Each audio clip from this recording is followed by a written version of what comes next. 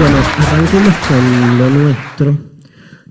Hubo un par de ustedes que me contó, algunos por las redes y otros personalmente, que fueron corriendo a abrir la Biblia.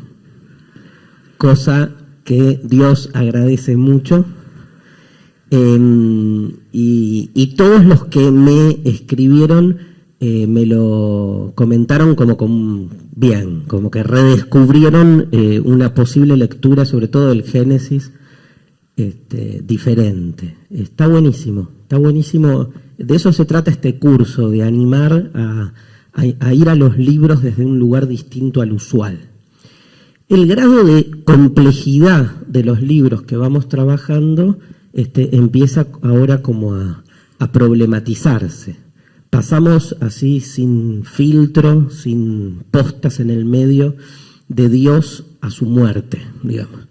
Porque la muerte de Dios es uno de los temas que se trabajan fuertemente en este libro tan particular que vamos a hablar hoy, que vamos a explicar hoy, que es Así habló Zaratustra, de Nietzsche. Y hay un grado de complejidad especial que tiene que ver con que, no sé si el texto es difícil, pero amerita el mismo tipo de abordaje que uno, o que propuse la clase pasada hacer con el Génesis. Son textos para no entrarles de manera lineal. Y el Zaratustra, ¿sí? A partir de ahora, al libro Así habló Zaratustra le vamos a decir el Zaratustra, coincide con el Génesis en lo mismo. No es un libro para leerlo como se lee el diario, y no es un libro tampoco para leerlo de acuerdo a las interpretaciones usuales. ¿Qué es lo que nos pasa con la Biblia en general? El que no es del palo religioso no lee la Biblia porque se cree, ¿no? Se ha creído la historia de que la Biblia es el libro de ellos, cosa que intentamos deconstruir la clase pasada. Entonces, ¿cómo abordamos el Génesis? Desde un lugar distinto. Tenemos esa posibilidad.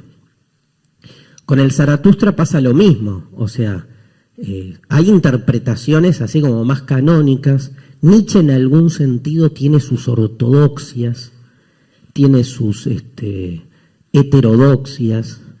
Nietzsche es un personaje en tanto autor, en tanto promotor de una filosofía que genera también un fuerte talibanismo. A mí es de los autores que yo he trabajado en esto que es la divulgación de la filosofía. Si uno recorre, no sé, los textos que por ahí escribí o algunos videos donde explico a Nietzsche, por ejemplo el de la clase de acá de el año pasado o hace 2 años, es uno por los que más me han puteado.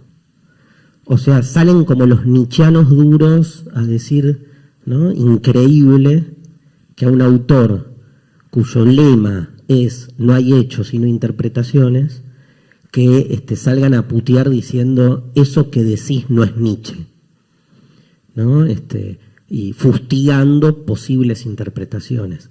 Pero la riqueza de un autor, para mí, salgamos del autor, la riqueza de un libro o de una idea es que posibilite la mayor y amplia cantidad de interpretaciones posibles. Y eso genera tanto la Biblia como Nietzsche, porque la Biblia también. Lo que pasa es que en la Biblia hay como un ejercicio de control por ahí mucho más directo. Con Nietzsche no deja de ser una cuestión académica. Y la pelea se da en todo caso adentro de la academia. Que es un tipo de iglesia también, digo, comparte muchos de sus mecanismos, de sus dispositivos, pero por ahí no tiene la incidencia pública que tiene la iglesia en relación al texto bíblico. Entonces, hay muchos Nietzsches. Los libros realmente son para ser leídos desde perspectivas muy diferentes. Piensen que, Nietzsche era libro de cabecera de Hitler, de Lenin, del Mayo francés. Digo, si uno recorre el arco ideológico de arriba para abajo, de izquierda a derecha, siempre hay un Nietzsche. Y uno no entiende entonces dónde colocarlo, ¿sí? Es un pensador individualista, es un pensador colectivista. O sea, hay un Nietzsche feminista y hay sinfín de textos donde Nietzsche se burla de la mujer o hace de la mujer una metáfora muy especial, digamos, con fuertes cuestionamientos. Pero claro, lo que tiene a favor la filosofía de Nietzsche es que como está amparada de algún modo en el carácter metafórico de todo lo que dice, entonces los defensores de Nietzsche o los que queremos salvarlo de algunas ideas que por ahí tienen consecuencias que van en contra de lo que uno quiere que Nietzsche diga, siempre tenés la manera, eso es la posverdad, ¿no? Siempre tenés la manera de entender que en realidad la palabra mujer está simbolizando otra cosa, la idea de carencia y que eso nada y bla bla bla y suena bárbaro. Y entonces siempre que Nietzsche dice o habla mal de la mujer, ¿no? Tachas mujer y pones otra cosa. Esas políticas de la interpretación está bueno también evidenciarlas. Porque estamos hablando de un autor, digamos, que realmente da para entrarle desde lugares muy distintos, y eso, digo, me parece hacia la grandeza del autor, del libro, y también lo complejiza, lo problematiza, ¿no? Es muy difícil tener como una interpretación ordenada, ¿no? Como un manual. Es muy difícil encontrar un manual bueno como lo hay de otros autores, como una introducción a Nietzsche que uno diga, está bien, mirá, está ordenado su sistema. Porque no hay sistema en Nietzsche. Porque es un autor, digamos, que se está peleando todo el tiempo contra todo lo que nosotros le exigimos al acto intelectual. Orden, sistema, método, comprensión. Esas cuatro características Nietzsche las a martillazos, las destruye. Lo que busca es exactamente lo contrario, un pensamiento asistemático, sin método, a tal punto sin método que los distintos libros están escritos hasta desde lenguajes diferentes. Como si no fuese el mismo autor en algún punto. Cuando uno lee textos distintos, hay obviamente una línea, un perfil, una identidad, pero también juega mucho a eso. En ese contexto, hoy vamos a hablar de Así habló Zaratustra, una obra muy particular, diría que es la obra de Nietzsche, de todas. Escribió bastante, fue un autor muy prolífico, saben un poco, digo, cuento muy brevemente y muy pequeñamente, digamos, la historia trágica de una vida que de algún modo comienza en 1844. Hay muchos libros que cuentan su biografía, es muy interesante la vida de Nietzsche, se han hecho muy famosas novelas como El día que Nietzsche lloró, o películas como Más allá del bien y del mal, que cuentan la vida privada de un Nietzsche que estaba bastante enfermo, muy angustiado, con enfermedades varias y con muchas dolencias espirituales y afectivas, un tipo muy, de algún modo, dolido en sus relaciones vinculares, enamorado de quien no tenía que enamorarse, amigo de quien no tenía que ser amigo, ¿no? Entonces uno a veces ve que toda esa biografía en algún sentido explica también mucho de su teoría. Increíble, ¿no? Porque Nietzsche habla de eso todo el tiempo. Por ejemplo, Nietzsche cuando cuestiona a Sócrates lo cuestiona no por lo que dice, sino por cómo era, ¿no? O sea, alguien, dice Nietzsche de Sócrates, que se sabía que fue una persona para lo que era la estética de la época fea, ¿no? Y peleada con su cuerpo.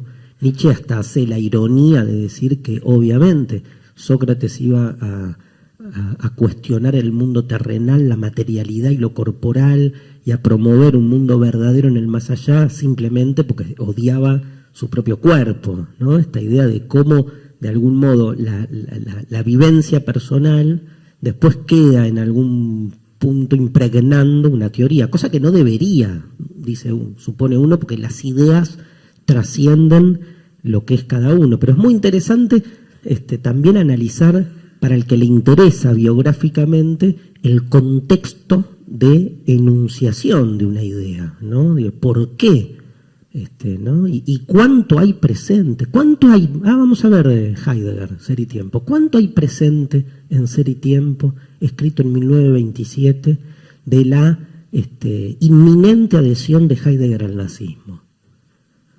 Porque al toque, ¿no?, se engancha con el nazismo. El libro lo escribe antes. ¿Cuánto hay? ¿Cuánto no hay? ¿Importa? ¿No importa? Es muy interesante ese tema. Hay muchos que dicen, no importa. Analicemos el libro, la biografía. Que lo haya escrito uno u otro es indistinto, porque lo que importa es cómo una idea después circula y qué hacemos con ella. Otros no pueden escindir, ¿no? Así como no podemos escindir a un filósofo de su obra, no podemos escindir una canción de quien la compuso. Y uno dice, no, hay música que no escucho porque no me banco al cantante o porque sé algo de su vida personal. Y uno dice, ¿qué tiene que ver la canción con la vida personal? A la mitad nos parece que mucho, a la otra mitad les parece que nada. En el marco de este debate, es sin embargo, me parece esta línea para mí. Yo no le doy más que esto, que es entender que la vida personal de Nietzsche no fue una vida normal. Fue un tipo con muchos conflictos. Y esa conflictividad yo entiendo que se hace muy presente a lo largo de su obra. En el marco de esa obra, el libro Zaratustra, decía, es uno de los libros para mí primordiales, pero además marca un giro en la filosofía de Nietzsche. Es un libro tardío, de los últimos que escribe, y estamos hablando de la década del 80, principios de 1880, lo escribe ahí y marca un giro en la filosofía que venía haciendo hasta entonces. Ahora voy a hablar un poco del lugar del libro y qué es lo que de algún modo modifica. Lo más, digamos, ejemplar de ese libro que ustedes tienen que manejar es que es un libro donde cambia absolutamente el género.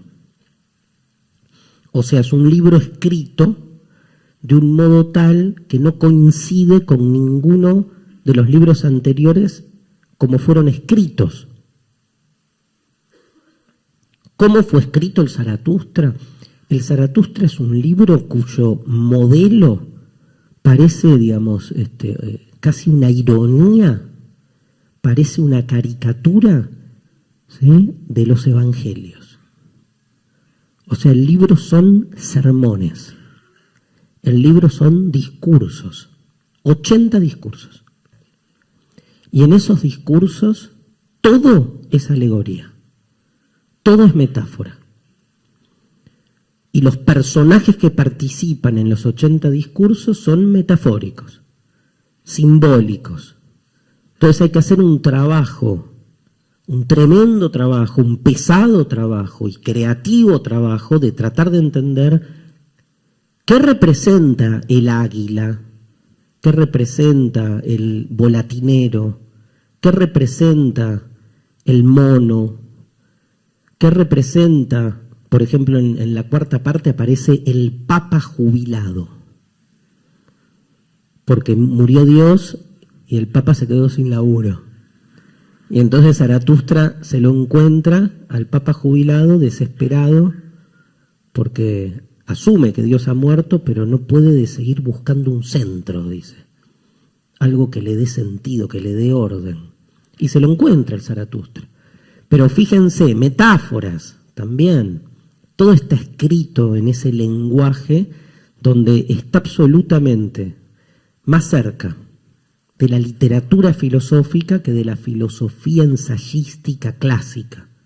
Y no es que Nietzsche no escribe textos como un filósofo normal, entre comillas, ¿no? O sea, también ha escrito El origen de la tragedia, su primer gran texto publicado.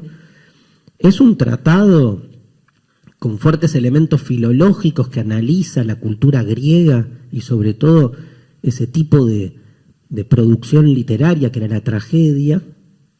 Digamos que está escrito con la forma con la que está escrito cualquier libro de filosofía de la época. Pero lo que le va pasando a Nietzsche es que va cada vez más peleándose contra su propia normalización y empieza cada vez más a darle lugar a formas de la escritura que se pelean con lo que es el canon filosófico literario. ¿Qué es un canon? ¿Y qué es el canon filosófico literario? Es leer un texto y reconocer a qué género pertenece. Ustedes leen una poesía y saben que es poesía. No por lo que dice, sino por el modo en que está escrito, porque respeta ciertas características que son parte de ese género específico que es la poesía. Hasta que leen los poemas en prosa de Baudelaire y dicen, mierda, está escrito en prosa, pero es poema, ¿dónde lo pongo? Y ahí entra una discusión hermosísima que es la discusión por la frontera entre los géneros. Nuestros tiempos posmodernos, entre otras cosas, se caracterizan por la desdiferenciación de géneros, por el pastiche, se mezclan, ¿no? Entonces hay poesía hasta en una publicidad, y mucha, y efectiva, y empiezan a darse esas mezclas. Entonces, el género, pero en esa época, en el siglo XIX, todavía había como un fuerte, digamos, se celaba mucho, se cuidaba mucho el respeto por los géneros. Y los textos de Nietzsche empiezan a perder ese respeto. Entonces uno va leyendo nuevos libros con el paso de los años. Él nace en 1844, muere en 1900. Escribe desde 1870 hasta 1890, más o menos, 1889. Esos 20 años casi son de producción literaria escrita. En 1889 tiene un famoso suceso en Turín, en la calle, donde tiene como una especie de situación de salud, ¿sí? Importante, cae en la demencia, dicen las biografías, tiene una situación con un caballo ahí y es como que pierde la racionalidad y diríamos, se vuelve loco, ¿no? Que es como se cuenta de modo más popular lo que le sucede a Nietzsche, y pasa los últimos 11 años de su vida en un manicomio, ya sin escribir y con fuertes problemas de comprensión y de comunicación, ¿no? Una demencia, diríamos, neurológicamente, entre comillas, comprobada. Digo, lejos está, después cada uno interprete lo que quiere, pero lejos está de pensarse como una metafórica de la vida en relación a la obra. Digo, los síntomas que se cuentan de lo que le sucede a Nietzsche son claramente síntomas propios de cualquier deterioro, digamos, cerebral que lo conduce y que lo fue conduciendo, porque en los últimos años, previo a 1889, se nota, sus últimos libros se nota. Ahora, increíblemente, en esos últimos libros donde se nota esa pérdida de control de su propia conciencia, surgen las ideas como más disruptivas. No sé si decir creativas, porque se produce una paradoja ahí, ¿no? Digo, o sea, la pasaba mal. No es que la pasaba bien y uno dice, qué groso, qué suerte que enloqueció, así escribió esto. Esa justificación es dura. Y es para repensarla, ¿no? Ahora, es evidente que ahí hay un problema, porque esos textos, por ejemplo, el Ecce Homo, que es el libro donde recorre toda su obra, se nota, ¿no? Ya un otro Nietzsche, más allá del bien y del mal, la genealogía de la moral, el anticristo, los libros de la última época que inicia el Zaratustra de la década del 80, se nota este cambio. Nietzsche empieza a correrse del canon filosófico. Por ejemplo, escribe muchos aforismos. Un tipo de estructura literaria que piensen que para la academia filosófica es un horror, ¿no? Hoy y hace 150 años. Por lo simplista del aforismo, porque no hay desarrollo, pero en la mayoría de los libros de este segundo Nietzsche empiezan a aparecer aforismos por todos lados. Muchos que ustedes conocen muy bien, de los famosos, lo que no te mata te fortalece, ¿no? Que después circulan en frases.com por la red y que son reales, digamos, tienen su origen en libros que después uno está leyendo un libro de Nietzsche y se encuentra con ese aforismo y dice, no te puedo creer, acá está. Y son aforismos pensados para ser escritos de esa manera, ¿no? Para llegar de ese modo.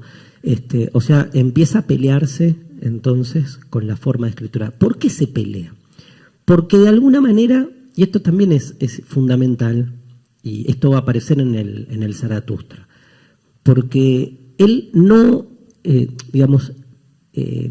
Zaratustra, cierro esto antes de contestar la pregunta, el Zaratustra está escrito entonces como un grupo, como un conjunto de sermones.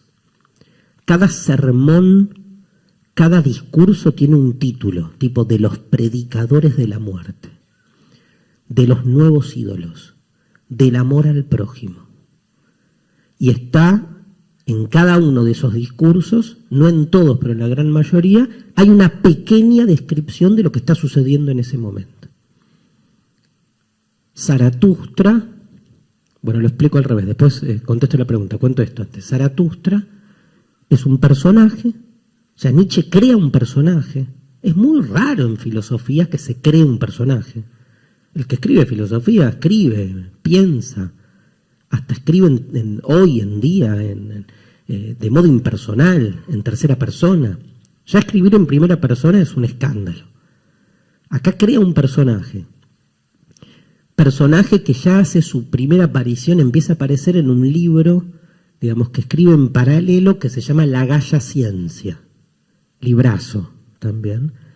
Por ejemplo, hay un famoso texto donde Nietzsche anuncia la muerte de Dios, que lo hacemos en Desencajados, donde Nietzsche compone a un loco que llega a un mercado anunciando la muerte de Dios. El Zaratustra es todo así. El personaje del Zaratustra, libro que está dividido en 4 partes, son 4 secciones, un libro, digamos, largo, no es acá lo tengo, esta es una edición posible del Zaratustra. 4 secciones y una introducción donde cuenta que un día Zaratustra, ¿quién carajo es Zaratustra? No lo dice. Uno investiga es esto, ¿no? Ya quedó como, uno investiga, googlea y se entera que Zaratustra es una especie de profeta dios de la religión persa antigua, fundador del mazdeísmo. Evidentemente, Nietzsche toma la metáfora, toma el nombre y lo lleva como para resguardar, sí, algunas características fundamentales de este personaje, que es mago, que es profeta, y una que me parece clave, que es extranjero. ¿Sí? La filosofía siempre es extranjera. No habla el lenguaje que se habla, por eso es extranjera. No se hace las preguntas que hay que hacerse. No resuelve los problemas que hay que resolver. Es extranjera porque propone ir por otro lado.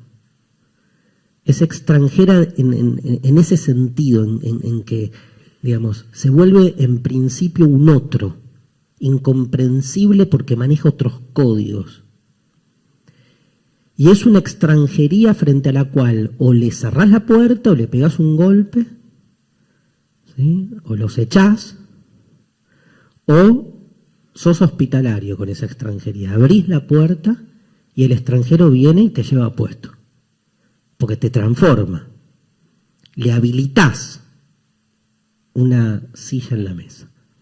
Y él llega y cambia el esquema. Todos estamos brindando y él brinda en otro idioma, o brinda por otras cosas. Y uno dice, ¿qué? ¿No? Entonces rompe la homogeneidad que hay de uno consigo mismo y con los propios. Nos discontinúa, digamos, ¿no? Por eso es medio como impactante lo que genera la filosofía. Zaratustra es extranjero, tiene que ser extranjero. A ver, Vamos a la filosofía oficial. Sócrates, cuando se defiende frente al tribunal que lo acusa, lo primero que dice es: yo soy hijo de esta sociedad, soy ateniense como todos ustedes, pero ustedes me están escuchando como si fuera un extranjero. Así empieza la apología, porque hablo otro idioma.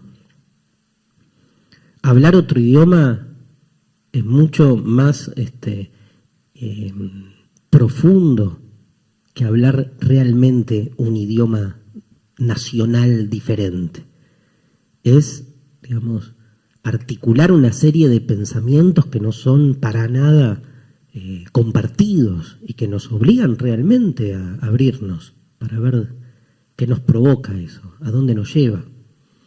Entonces, este extranjero que es Zaratustra viene y es una especie de profeta, y así empieza el libro, sin más explicaciones. Llega un día al mercado, siempre el mercado, ¿no? Una figura muy propia de esa época. Yo creo que hoy sería la televisión el lugar de intercambio. El mercado tiene algo de intercambio, obviamente. Piensen que la filosofía misma nace en el mercado de Mileto, donde se donde se produce la interacción y el entrecruzamiento entre la cultura oriental y la cultura griega. O sea, los primeros filósofos son de Mileto, y en Mileto lo que hay es un cruce de culturas. Y el cruce de culturas, antes que nada, es comercial. Y les digo algo más, a todos los hippies que somos también, el comercio es abstracción. Se abstrae valor y se intercambia. La filosofía es abstracción. Entonces hay una afinidad en la creación de este acontecimiento que es la filosofía, que está muy emparentada con quien después la filosofía se pelea todo el tiempo, que es la economía. No es casual la obsesión de la filosofía con la economía. Son Caín y Abel. ¿Se acuerdan, no? Nacen casi hasta de un mismo, claro, son del mismo palo. Tienen un origen común y después empieza esta diferenciación. Entonces llega Zaratustra a anunciar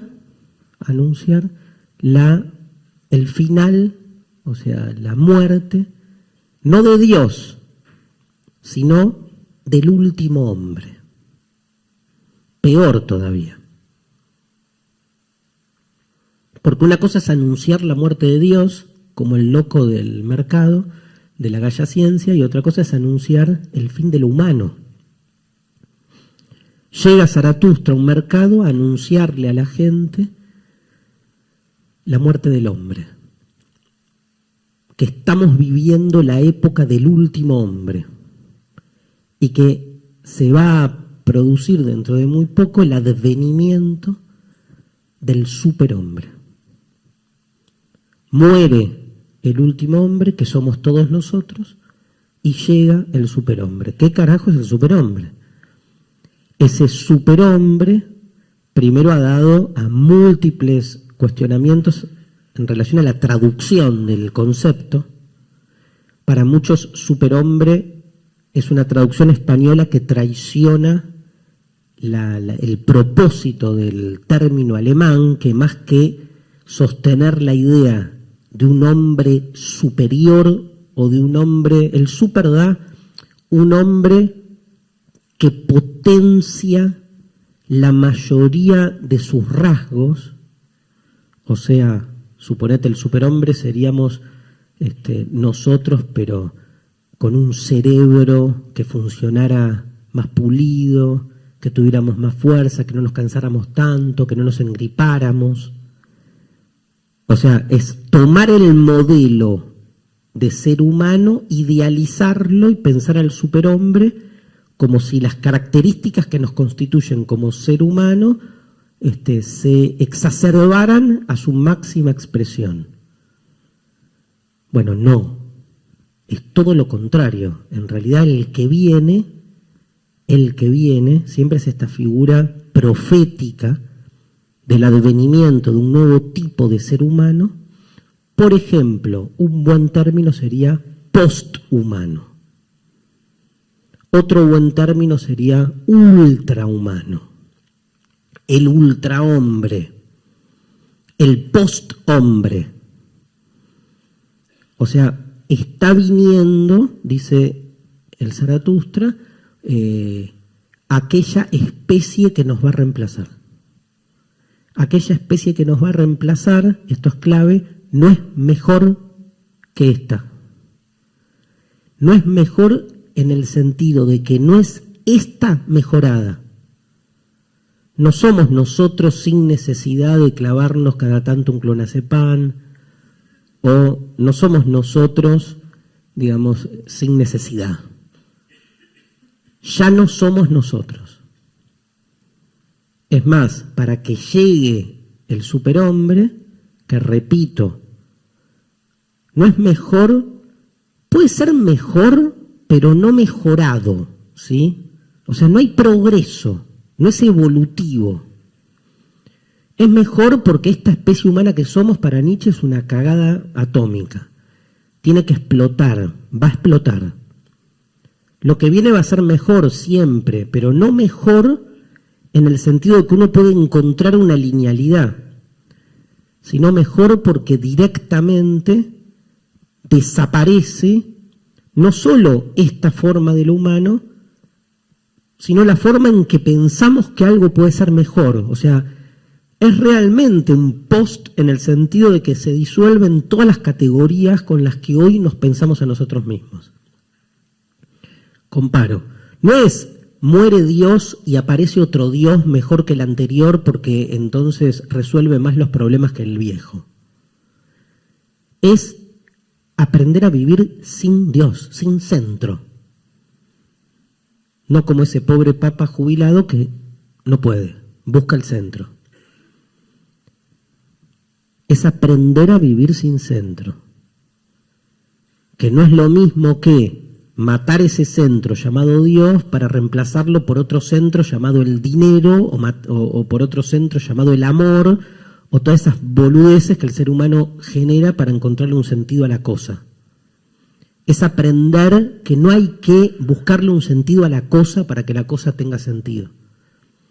Que puede no tener sentido y tal vez ese es el mejor de los sentidos. O sea, es romper la lógica. El ultrahombre, el posthumanismo, el superhombre. No renuncio a la palabra porque la expliqué y entonces ya no nos confundimos. Amerita una cosa completamente nueva. Entonces, ¿qué hace el Zaratustra? Son las 8 primeras páginas, que las pueden leer hoy a la noche. Escucha el mercado, la gente lo escucha a Zaratustra, que dice, estos son los rasgos del último hombre, que somos nosotros. Un ser que cree en el alma y el cuerpo, que quiere ser feliz, atravesado por la ética, que cree en el bien y en el mal, que cree que existe una verdad, que cree en el amor. Este último hombre decadente, degradado, que comienza su derrotero hacia la miseria que somos hace más de 2000 años y por culpa de dos grandes responsables. Nietzsche tiene muy claro quiénes son los que inician la decadencia del ser humano. Se llaman Sócrates y Jesucristo. Los dos grandes creadores de la negación de la vida, porque ambos dicen que la verdadera vida está en el más allá. Crean la ilusión del más allá y con eso niegan la terrenalidad. Y además generan toda una metodología y una economía al servicio del acceso a ese más allá. Porque de última postula que este mundo es una mierda, que el más allá es el mejor de los mundos, morite y punto. Ahora, si después de todo esto fundás una prepaga que ¿no? tiene todas las características necesarias para que uno, pagando fielmente cada mes la cuota, se garantice el acceso, entonces te das cuenta que hay algo más en juego ahí. También es cierto y Nietzsche también lo dice, que estos dos personajes en sí mismos no importan, no es que son responsables. Todo el mundo coincide que si Jesús volviese a resucitar de su resurrección y viera lo que ha sido la historia de la Iglesia de los últimos 2000 años, decidirían no resucitar más, por lo menos, por un tiempo. O habría que ver a quién elige, ¿no? Si a las grandes cúpulas eclesiásticas o al trabajo, ese trabajo en el barro de un montón de personas, digamos, hospitalarias, dedicadas al trabajo religioso, que no se cuelgan anillos ni nada de eso, sino que se rompen el orto en los barrios trabajando con la gente para que el mensaje religioso sea un mensaje transformador. Hay que ver dónde estaría Jesús. Entonces, el Zaratustra lo que hace es comparar ambos modelos. Dice, estas son las características del último hombre, características que suponen la degradación que comienza con Sócrates y Jesús, y por otro lado, el advenimiento del ultrahombre, un ser contingente, un espíritu libre, dice. Esta es una figura muy recurrente en Nietzsche, el espíritu libre. El libro donde mejor la desarrolla es Más allá del bien y del mal. El espíritu libre que no tiene ataduras,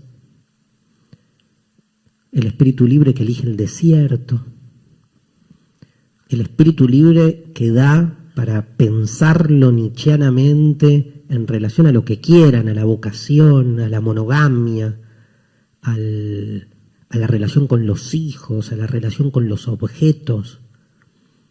O sea, el que realmente logra, como dice Nietzsche en todas las obras, la transmutación de todos los valores. O sea, subversión en serio. No ser el subversivo que el poder necesita que uno sea, sino romper ese esquema dual, ¿no?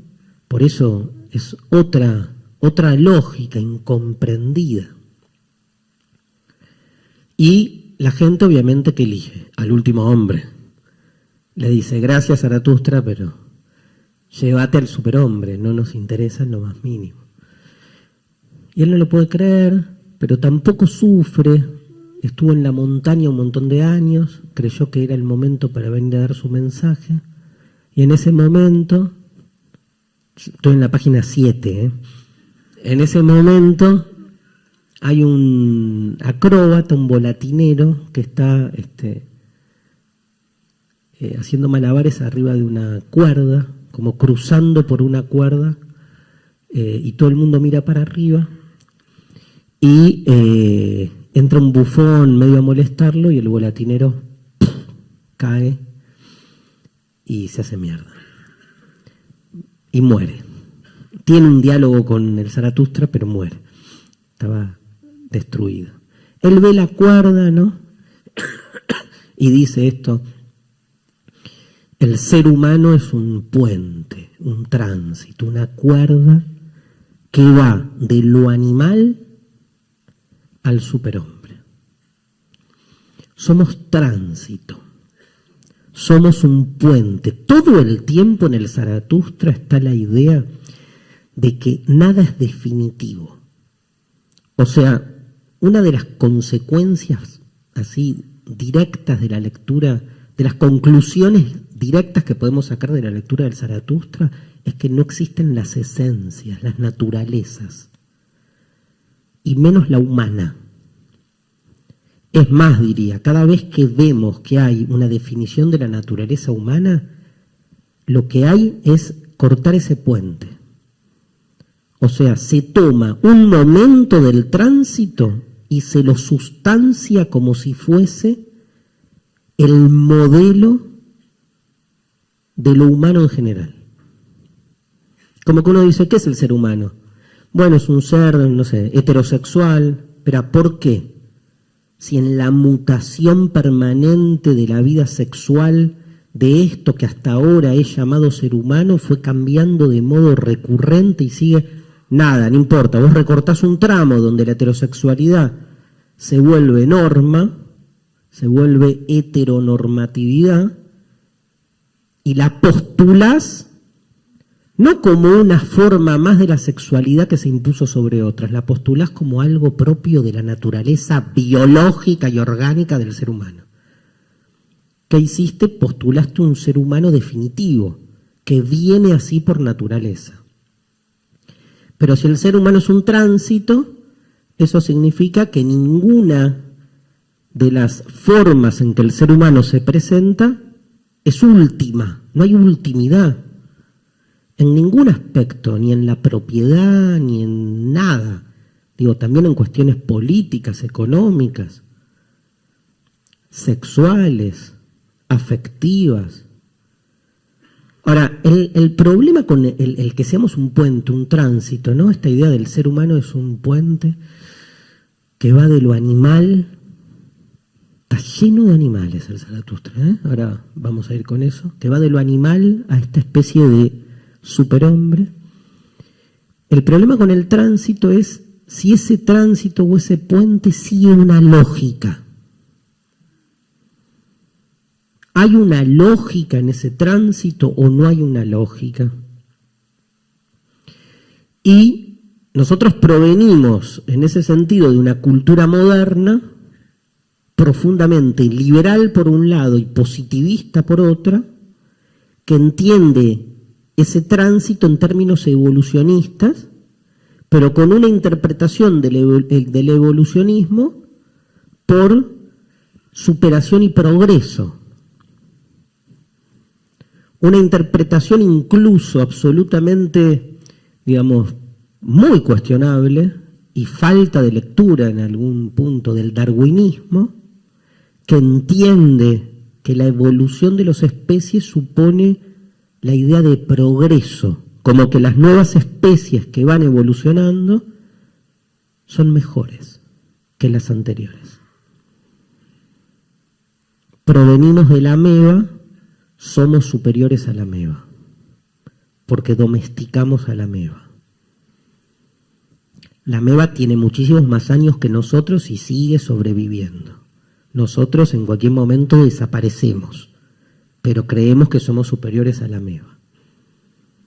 Creemos que somos superiores a la bacteria, que cuando quiera hace ¡ping! Cáncer y se terminó la vida. Y uno cree que domina el mundo bacteriológico.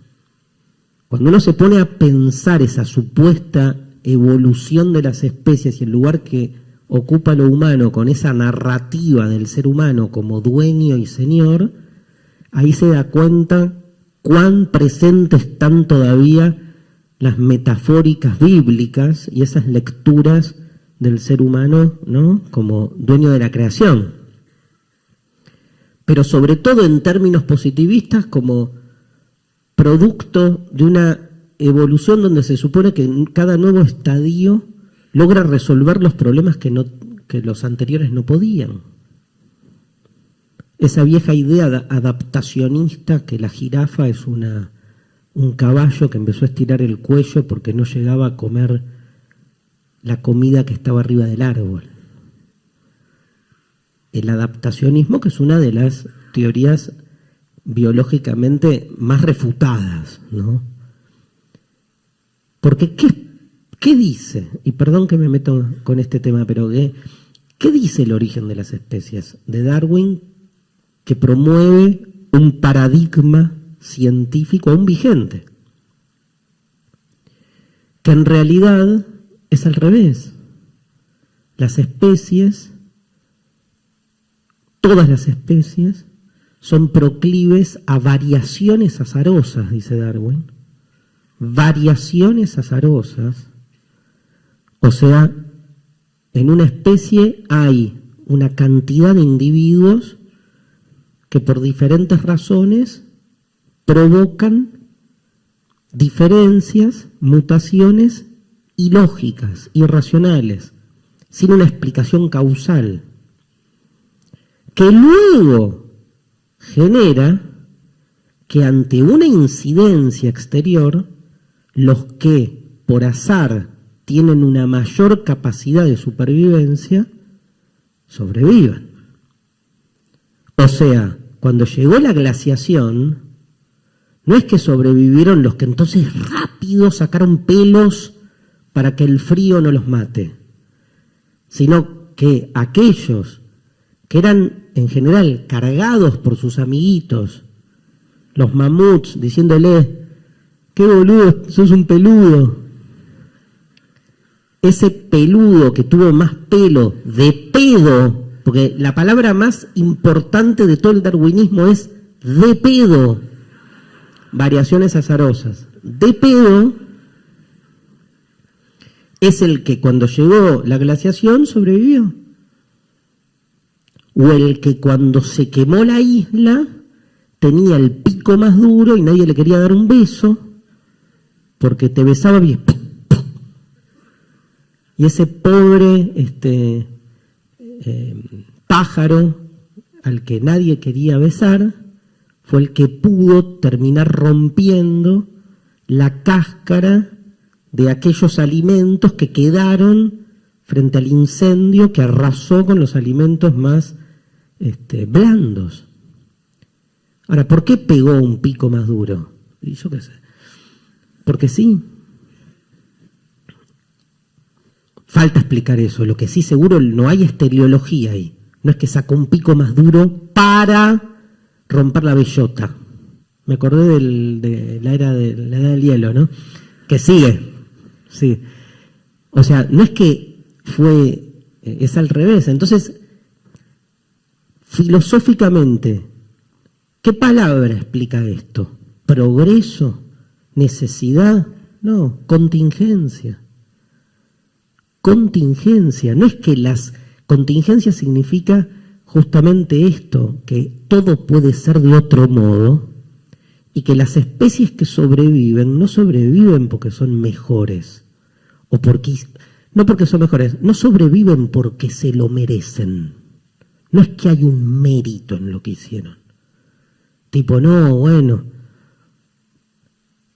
nadie laburaba y yo iba con el pico todos los días para endurecerlo, ¿viste? Estaban ahí, no hacían nada, con las antenas de DirecTV. O sea, evidentemente la meritocracia explica, o sea, la meritocracia es la filosofía, ¿sí?, que siempre justifica el derecho de los privilegiados. Es una forma de sostenerse en el privilegio, nada más. Porque, no, pero en serio, porque del privilegio que sea, ¿no? Porque es como uno la sostiene porque está de ese lado, la meritocracia. Uno siempre sostiene su propio mérito. Pero bueno, el tema es que este contingencialismo que aparece ahí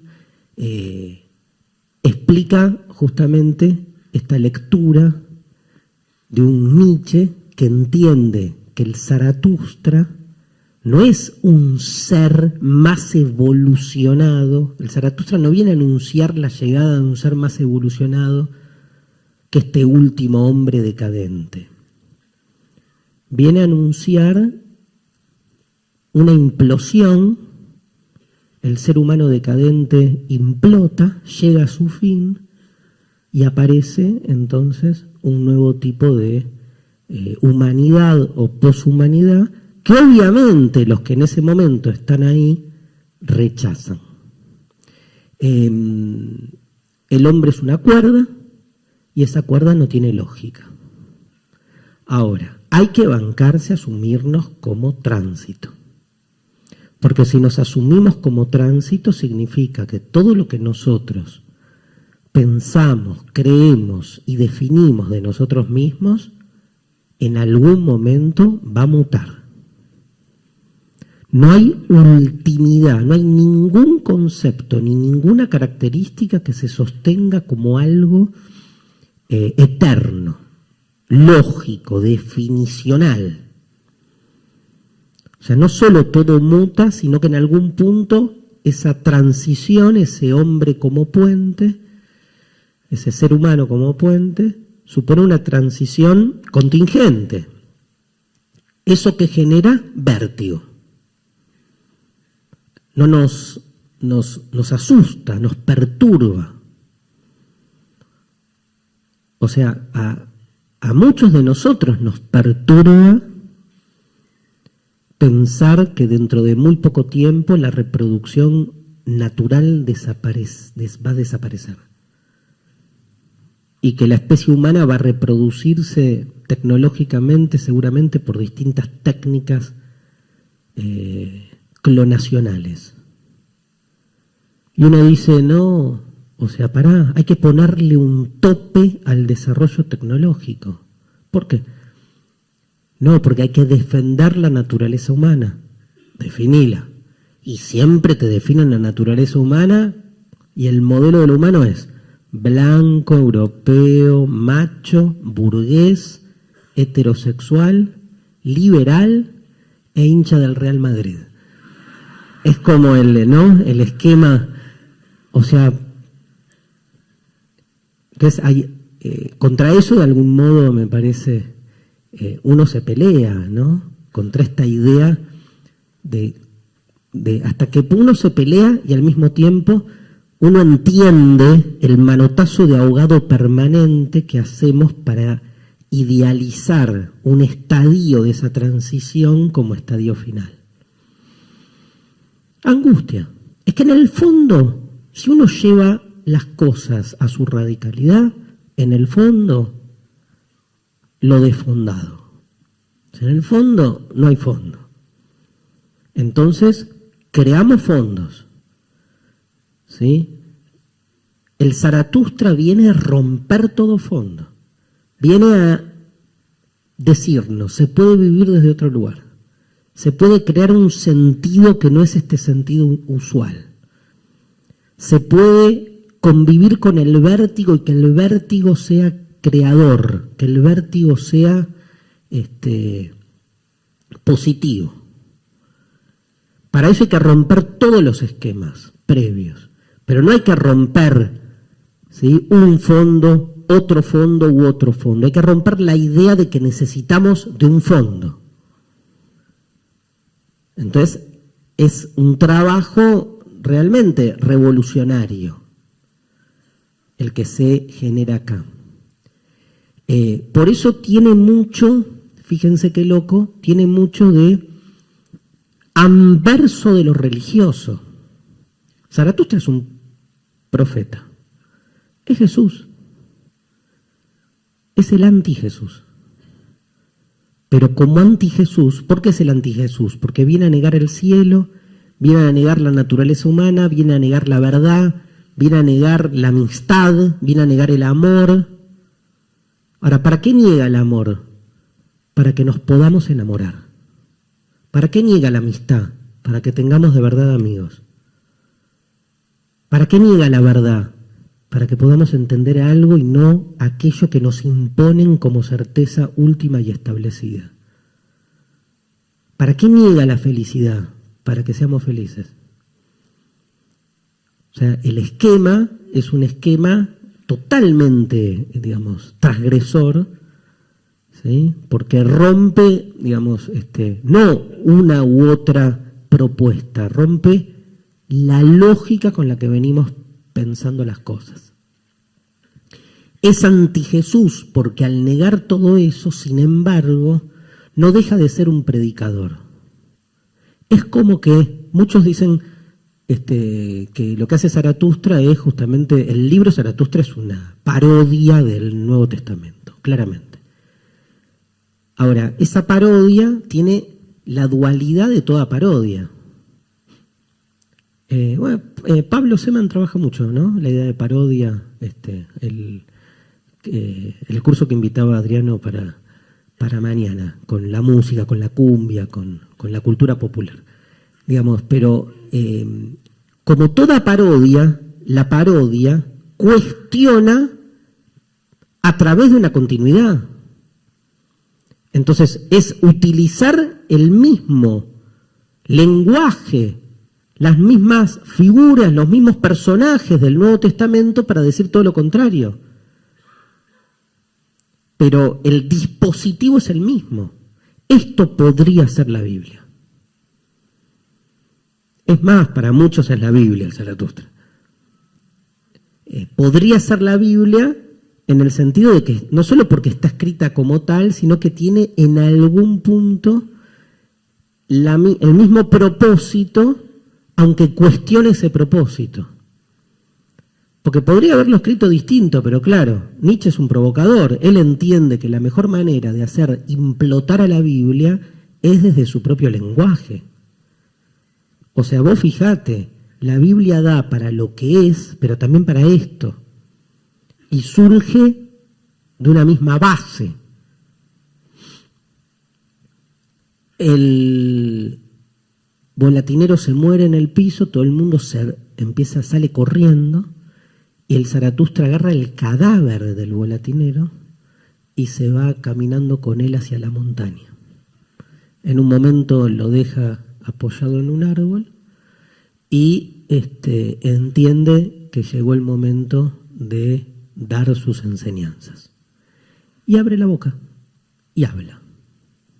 Fin de las primeras 15 páginas, y a partir de ahí comienzan los discursos del Zaratustra. Esos discursos van atravesando distintos temas muy diversos, va pasando por, de manera, les diría, hasta aleatoria, no hay ni una lógica, o sea, no es que un discurso viene atrás de otro y se mantiene una idea, son muy pocos casos. Hay muchos intentos de tratar como de sistematizar las 4 partes que tiene el libro. Les cuento, él escribe las 3 primeras partes las escribe con un tiempo, con pocos meses de diferencia, y el libro es pensado con esa introducción y las 3 primeras partes, y un año después escribe la 4ª parte, pero la escribe como inicio de un nuevo libro que al final no publica, y una vez que él cae en la demencia, recién en 1892, esto él lo escribe entre 1882, 83 y 85, en 1892, 10 años después, se publica el Zaratustra entero con esa 4ª parte añadida. Él escribe el libro de una manera muy particular. Él lo cuenta en Ecce Homo. Ecce Homo es un libro donde su segunda mitad Nietzsche va relatando por qué escribió los libros que escribió. Y para los que estudiamos a Nietzsche es genial, porque de algún modo aparece lo que en el libro no está, que es lo que originó esa idea. Él estaba ya bastante enfermo de sus distintas dolencias y entonces estaba retirado en la montaña y paseaba, y cuenta que entre esos paseos se le aparecieron 2 ideas claves. La primera es la del eterno retorno, que es tal vez la idea del Zaratustra, el eterno retorno de lo mismo. Y después que escribir este libro, esto lo cuenta él en Ecce Homo, libro que les recomiendo leer, y que la idea de que el protagonista del libro fuera este profeta Zaratustra también se le ocurrió en un paseo. Dice literalmente: Zaratustra me asaltó. Y es muy poético el relato,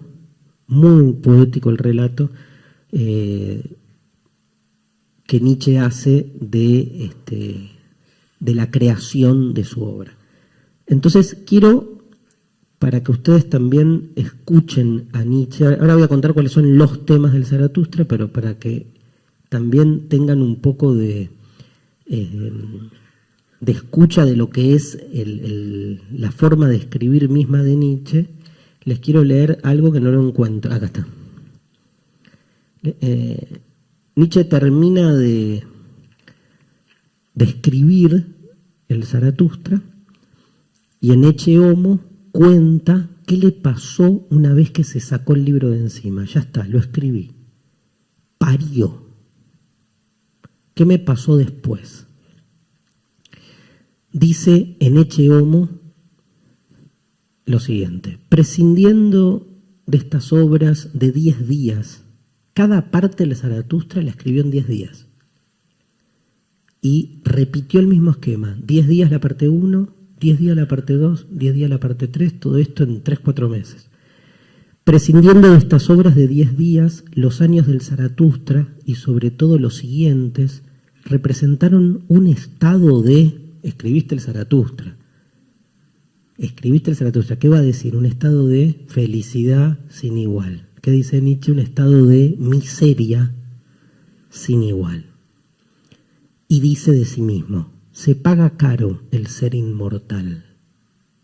Se muere a causa de ello varias veces durante la vida. Yo no me puedo sacar esta frase de encima. Se paga caro el ser inmortal, se muere a causa de ello varias veces durante la vida. Hay algo que yo denomino el rencor de lo grande. Todo lo grande, una obra, una acción, se vuelve inmediatamente acabada en contra de quien la hizo. Este se encuentra entonces débil justo por haberla hecho. No soporta ya su acción, no la mira ya a la cara. Tener detrás de sí algo que jamás fue lícito querer, algo a lo que está atado el nudo del destino de la humanidad, y tenerlo ahora encima de sí, casi aplasta el rencor de lo grande. O sea, Nietzsche está convencido ya que este libro va a cambiar la historia de la humanidad, ¿no? Y desde ese lugar, sabiendo que él fue el medio para que esto surgiera, dice: la estoy pasando mal, como el gato Gaudio. La estoy pasando mal, y el rencor de lo grande. ¿Por qué? Porque escribí algo que va a ser de tal trascendencia que me lleva puesto, me puede. Una segunda cosa, además de este rencor de lo grande en contra de quien lo hizo, o sea, que me persigue, esa creación que es el Zaratustra me persigue toda la vida. Pensemos nuestras pequeñas creaciones, si no nos persiguen toda la vida. ¿No? Bueno, a mí sí. Las pequeñas que hemos hecho, incluso los hijos, ¿no? Una segunda cosa, dice el Zaratustra, dice Nietzsche en realidad, es el espantoso silencio que se oye alrededor. La soledad tiene 7 pieles. Nada pasa ya a través de ellas. Se va a los hombres, se saluda a los amigos. Nuevo desierto. Ninguna mirada saluda ya. En el mejor de los casos, una especie de rebelión. Tal rebelión la advertí yo en grados muy diversos, pero en casi todo el mundo que se hallaba cerca de mí. Parece que nada ofende más hondo que el hacer notar de repente una distancia. Las naturalezas aristocráticas que no saben vivir sin venerar, las naturalezas aristocráticas que no saben vivir sin venerar son escasas. Y una tercera cosa es la absurda irritabilidad de la piel a las pequeñas picaduras. Una especie de desamparo ante todo lo pequeño. La estaba pasando mal, evidentemente, ¿no? No solo el rencor de lo grande que me presiona, sino, digamos, la irritabilidad de lo pequeño. El spleen, ¿no? Esa sensación de tedio permanente, pero no frente a lo grande, frente a lo chiquito. No es que me molesta la baja presión o la humedad, me molesta esto. O sea, me molesta el respirar, lo pequeño, lo más íntimo. Una especie de desamparo ante todo lo pequeño. Esto me parece estar condicionado por el inmenso derroche de todas las energías defensivas que cada acción creadora, cada acción nacida de lo más propio, de lo más íntimo, de lo más profundo, tiene como presupuesto. Bueno, sigue, ¿no? Lo pueden leer, Ecce Homo. Lo que en palabras de Nietzsche le provocó la escritura del Zaratustra. Empiezan los discursos y el primer discurso es como el más, para mí, emblemático de lo que va a ser un poco su propuesta. Yo les decía que hay temas en el Zaratustra que son temas que se repiten. El primero es el eterno retorno, una figura muy particular que ahora la vamos a analizar. El segundo es el superhombre. El tercero es la muerte de Dios, que aparece en muchísimos de los capítulos. Y por último, un tema que después es el tema que queda siempre en el Nietzsche póstumo, porque es un tema que Nietzsche no desarrolla tanto en su obra, pero de algún modo, saben cómo es la historia, él deja un montón de escritos no publicados y pide que esos escritos no se publiquen, pero la hermana lo caga y los publica. En los archivos Nietzsche, que además los abre con la presencia de Hitler, que es el que subvenciona el armado de todo esto, ¿no? El marido de Elizabeth, la hermana bastante enferma, la relación también con él de Nietzsche, era una especie de proto-nazi, porque el nazismo no existía en la época en que Nietzsche muere, pero se sabe, entre otras cosas, que viene con Elizabeth a Paraguay a fundar una especie de comunidad aria, o sea, un tipo, digamos, difícil, ¿no? Y la hermana hace esto, de hecho también tergiversa textos, cambia palabras. Hay unos textos donde donde aparece la palabra perro, la tacha y pone judío, así de frente.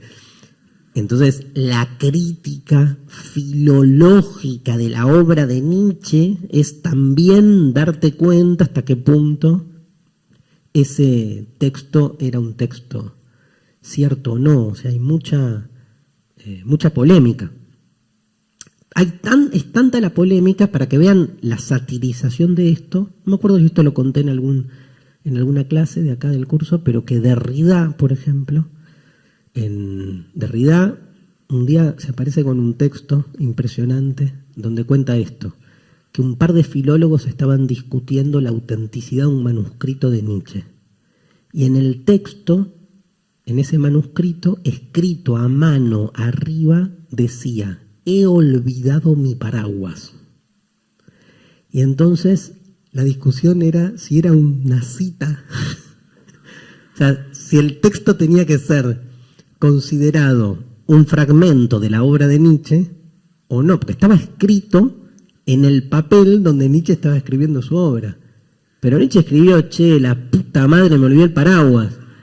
Ahora, al estar escrito en la hoja donde él escribía como manuscrito su obra, ¿es o no es un acto intencional?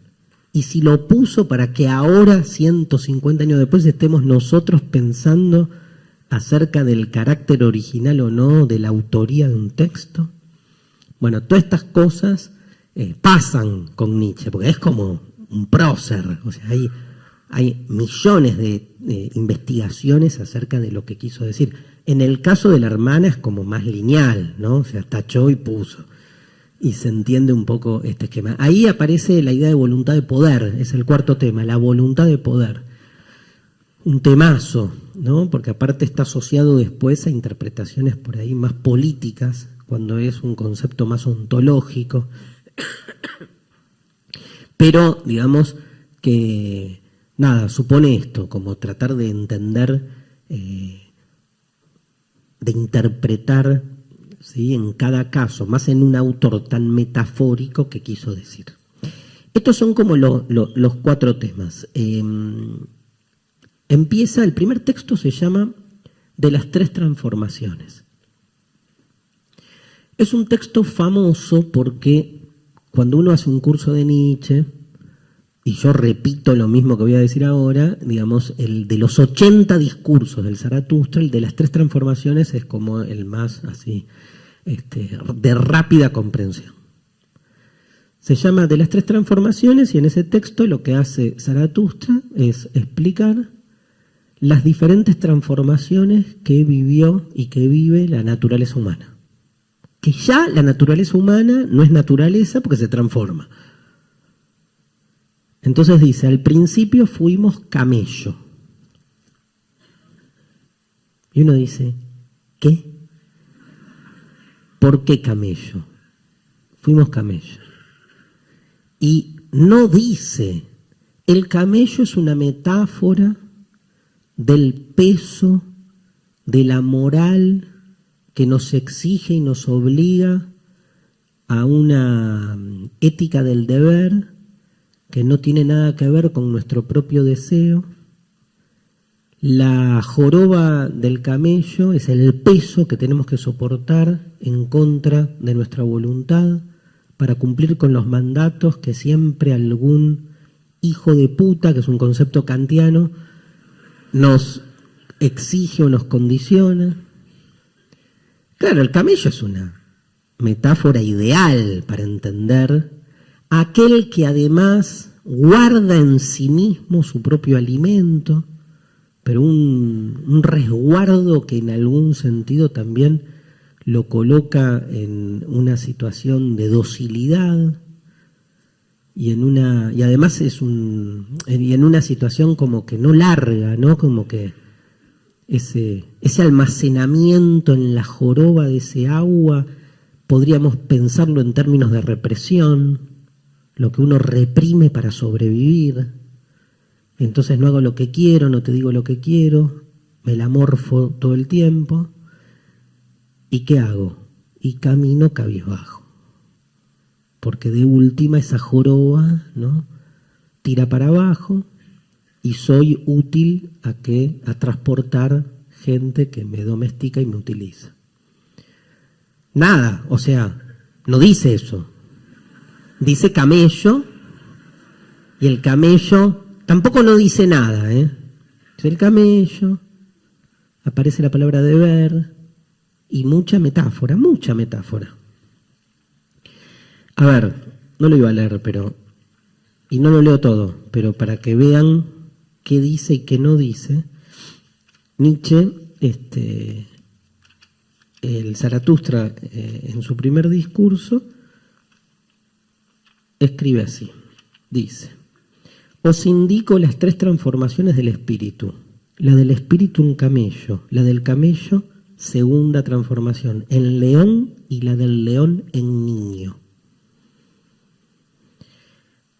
Muchas cosas pesadas hay para el espíritu fuerte, sufrido y reverente. Apetece su fuerza lo pesado, lo más pesado. ¿Qué es pesado? Pregunta el espíritu sufrido y se arrodilla cual el camello ansioso de llevar pesada carga. ¿Qué es lo más pesado, oh héroes?, pregunta el espíritu sufrido para que yo cargue con ello y goce de mi fuerza. ¿No es esto lo más pesado, humillarse uno para herir su soberbia? ¿Echarlas de estúpido para burlarse de su sabiduría? ¿O es esto apartarse uno de su causa en el instante en que triunfa? ¿Subir a altas cimas para tentar al tentador? ¿O es esto alimentarse con las bellotas y el pasto del conocimiento y en aras de la verdad pasar hambre del alma? Y sigue. ¿Qué es el camello? ¿Quién es el camello? ¿Cuándo somos camello? Hay muchas formas de entrarle. El tema es que en algún momento el camello se transforma en león. ¿Estamos haciendo filosofía? ¿Estamos haciendo literatura? ¿No es la filosofía literatura? ¿Estamos haciendo ciencia? No. Es muy también problemático el modo en que trabaja las ideas, ¿no? Para mí es absolutamente revelador. Digamos, yo entiendo algo cuando leo esto, porque no entiendo linealmente. Y creo que la filosofía es eso. Exige pensar, che, ¿qué querrá decir cuando dijo camello? ¿Y cuándo lo pienso? Ahora no sé. Lo pienso. Ahora me vuelvo y me vuelvo a Capital y pienso, che, camello, mirá, ¿y qué? Y te enganchás, y en el lugar menos pensado. Porque eso genera la metáfora. Mutó el león. ¿Qué hizo el león? El león se apropia de su propia fuerza y se vuelve amo. Si el camello es el tú debes y es el que lleva la carga de la moral y del mandato, el león es el dueño de sí mismo, autónomo, que decide por sí y que de algún modo se vuelve el rey de la selva, como somos nosotros, ¿no? Los amos de la creación o los reyes de la naturaleza. Y entonces logra ese león evolucionar, no aparece esta palabra ni en pedo acá, pero evolucionar de la forma camello a la forma león. ¿Qué está contando? ¿La historia de la humanidad? ¿O nos está contando la historia de nuestra humanidad puesta en nuestro propio relato? Porque pero ya te digo cuando fui camello, ya cuando sigo siendo camello, lo tengo muy claro, cuando fui león y me creí león. Y lo peor del león es que el león se cree el rey de la selva, ¿no? Pero la verdadera libertad, dice el Zaratustra, está en la última mutación. Uno dice, camello, león, ¿a dónde va? ¿No? ¿Qué va? Un rinoceronte, o sea... y tira niño, que es otras cosas que me encanta, que es la absoluta falta de coherencia, pero de coherencia, digamos, literaria, porque ¿qué tiene que ver? ¿Por qué niño? No va en un tríptico, o sea, va otro animal, no va niño, pero fue niño. ¿Y por qué niño? Y ahí nos mata, ¿no? El niño es el único creador, dice el texto. Después son 2 páginas. El niño es creación, originalidad, juego. El niño es libre, ¿saben por qué? Terrible, ¿eh? Porque olvida. Olvida, un día está llorando y a los 3 segundos está contento, soltó. Es libre porque suelta.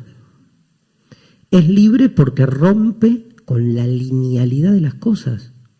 Lo que para nosotros es una cuchara, para el niño es una espada, un micrófono, una varita mágica, una pala.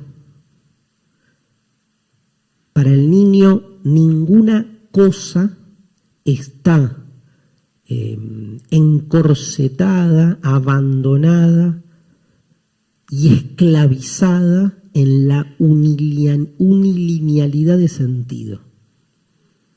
Para un niño una cosa no es una cosa, es también muchas cosas.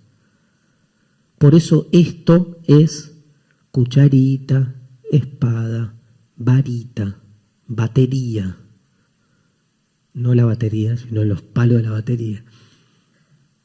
En cambio, todos los que estamos acá somos unos pobres adultos para quienes una cuchara no es otra cosa más que una cuchara. Y estamos condenados a que cada cosa sea solo una cosa. El juego disrumpe. El juego le quita seriedad a toda una estructuración de sentido de las cosas que nosotros consideramos fundamentales para la buena vida. O sea, no dice lo de la cucharita, ¿no? El libro. Dice juega. Pero uno piensa, ¿no? ¿Por qué? ¿Por qué el niño?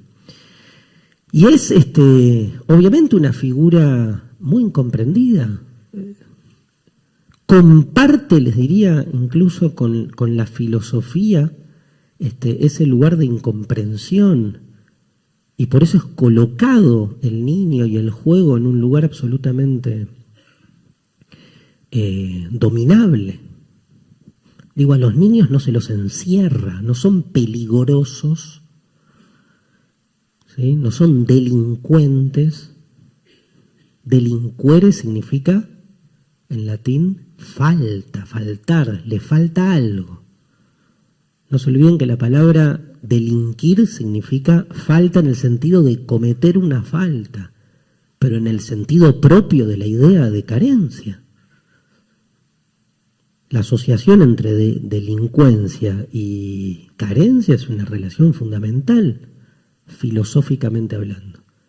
Entonces, el niño es un ser, digamos, que se lo coloca en ese lugar así como de, digamos, de una dominación que no hace falta apresarlo. Su peligro es trabajado desde otro lugar. No se los manda a la cárcel, se los manda a la escuela. Y entonces se termina su peligro, ¿no? Digamos, al niño se le dice infante, término que etimológicamente significa sin voz. Foné, de ahí viene fancia, que es voz. O sea, los niños no tienen voz, porque la voz está asociada al logos, a la conciencia, a la racionalidad. Y entonces nadie puede tomarse en serio a un niño, porque lo que dicen no es racional. En esa increíble asociación entre la voz y la racionalidad que solo se da en el adulto, a partir de cierta edad. Mirá si no van a tener voz los chicos, mirá si no van a tener racionalidad. Tienen otra. Pero el tema siempre es ese otro, al que es mejor domesticarlo, normalizarlo. Y el niño te está todo el tiempo asusando, cuestionando, y la mejor manera de poder sacarte de encima esa presión es con esta domesticación puesta en el lugar de la ingenuidad, la ternura y la simpatía. Ay, mira qué lindo, las cosas que dice. Sí, que sos un pelotudo. ¿Dónde aprendiste esa palabra? En la tele, ¿no? ¿De dónde sale la tele? ¿La hicimos los niños? ¿No? O sea, este lugar del niño aparece entonces en el Zaratustra como un advenimiento del superhombre, ¿eh? El niño tiene algo de lo que es la filosofía superadora, entre comillas, del superhombre. Ahí tienen una lógica que no es A o no A, es romper ese binario. O sea, cuando vos al niño le propones y le decís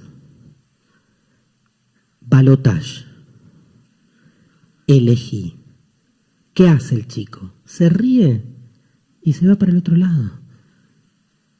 Ya te dice nada, ni siquiera te putea, ni siquiera dice, no elijo un comino. O sea, no. Y uno no hace otra cosa que vivir de balotaje en balotaje, ¿no? ¿Qué elijo? ¿Qué tengo que elegir? ¿Cómo es? ¿Así, asá? ¿Con vos, sin vos? ¿Milanesa? ¿Fideos? O sea, el eterno retorno. Otra temática clave que aparece en el Zaratustra. ¿Qué es el eterno retorno? Es uno de los conceptos más complejos en Nietzsche porque uno lo toma lineal, ¿no? Hay interpretaciones varias acerca de lo que significa y lo que de algún modo propone la idea del eterno retorno. ¿A qué apunta la idea de eterno retorno? Ay, me olvidé de algo, perdón. Me olvidé de algo. El Zaratustra tiene un subtítulo. ¿Alguien sabe cómo es el subtítulo del Zaratustra?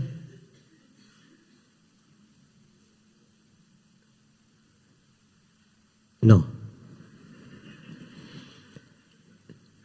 Ya está googleado, ya, en este tiempo. El subtítulo dice, un libro para todos y para nadie. Un libro para todos y para nadie. Es un libro para todos porque es un libro que evidentemente apunta a una transformación del colectivo entero, de la humanidad entera. Y es un libro para nadie porque al transformarnos esto que somos mutará, digamos. Y es un libro para nadie porque ninguno de nosotros todavía, piénsenlo al revés, sino pasamos a la etapa siguiente. Pero esta idea de un libro para todos y para nadie también es provocativa. De nuevo, el trabajo textual provocativo, en este caso en el subtítulo. El eterno retorno. Estamos acostumbrados a una concepción del tiempo. Si yo les dijera, Nietzsche propone el eterno retorno de lo mismo, uno dice, ¿pero qué? ¿Hace física también? O sea, ¿cómo habla del tiempo? ¿Cómo se pone a hablar de cómo es el tiempo? Aparte, no lo cierra. O sea, lo primero que uno dice es una metáfora. Bien, es una metáfora, yo creo lo mismo porque todo es metáfora en Nietzsche. Ahora, ¿con qué objetivo? Yo creo que hay dos objetivos, uno más ontológico y otro más ético. Pero tratemos de entender la idea del eterno retorno. ¿Qué sería la idea del eterno retorno? ¿Vieron el día de la marmota? Levante la mano quien vio el día de la marmota. Mirá, bastantes. Tarea para el hogar, no sé si está en Netflix, no creo. En castellano hay un título pedorro que le han puesto que es como hechizo de tiempo, o una cosa así, por si la van a buscar.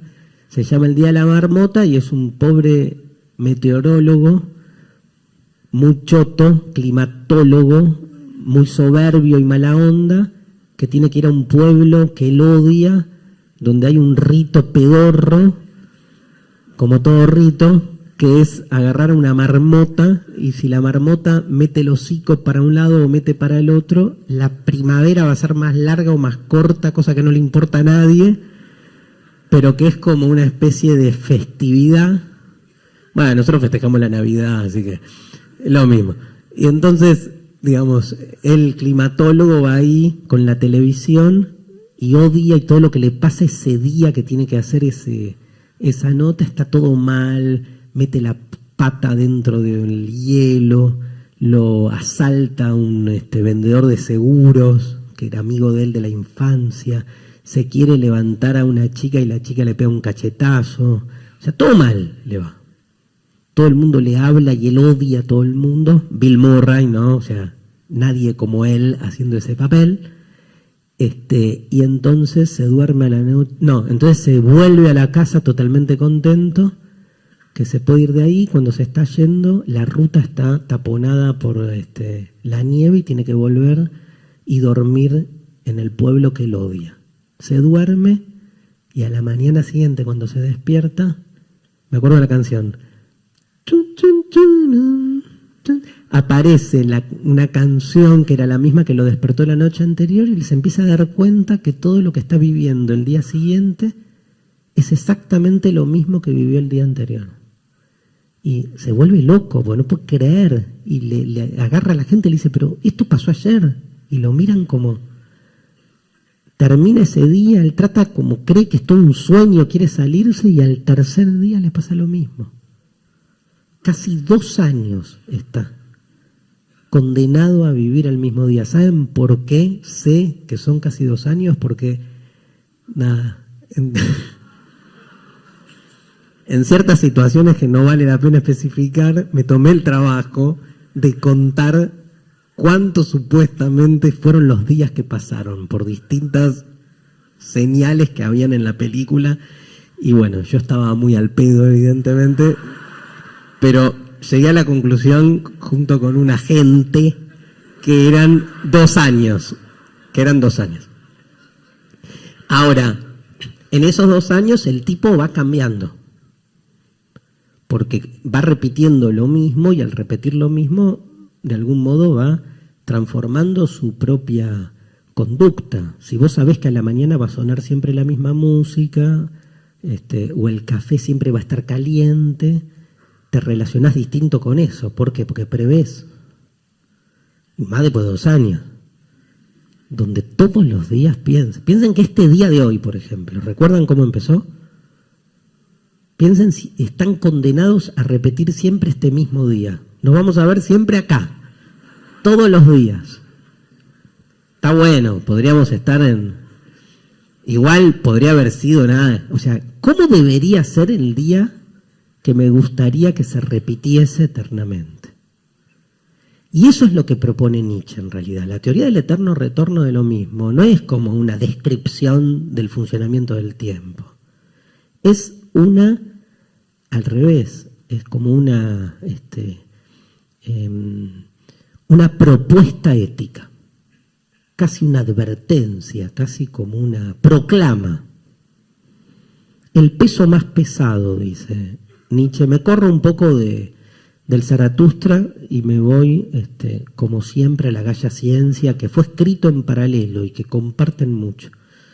¿Qué pasaría si de día o de noche un demonio te siguiese una vez a la más solitaria de tus soledades y te dijese lo siguiente? Esta vida, tal como tú la vives actualmente, tal como tú la has vivido, será necesario que la revivas todavía una vez, una cantidad innumerable de veces, y no habrá en ella nada nuevo. Al contrario, es forzoso que cada dolor y cada alegría, cada pensamiento y cada suspiro, todo lo infinitamente grande y lo infinitamente pequeño de tu vida retornen para ti, y todo en la misma sucesión y el mismo orden, y también esta araña, y este claro de luna entre los árboles, y también este instante, y también yo mismo. El eterno arenal de la existencia retornará siempre de nuevo, y tú con él, polvo del polvo. Si así fuera, ¿no te echarías al suelo rechinando los dientes y maldecirías al demonio por hablarte así? ¿O al revés? ¿No pensarías que has vivido ya un instante prodigioso en que le responderías: gracias, tú eres un Dios, pues jamás he oído cosa tan divina? ¿Qué harías? ¿Putearías o agradecerías? ¿No? Es como la pregunta. Si este pensamiento se hiciese dueño de ti tal como eres, y acá está la clave, te transformaría, quizás, dice siempre Nietzsche, pero quizás te anonadaría también. O te emanciparía, o te transformaría, o te dejaría hecho un pelotudo, básicamente.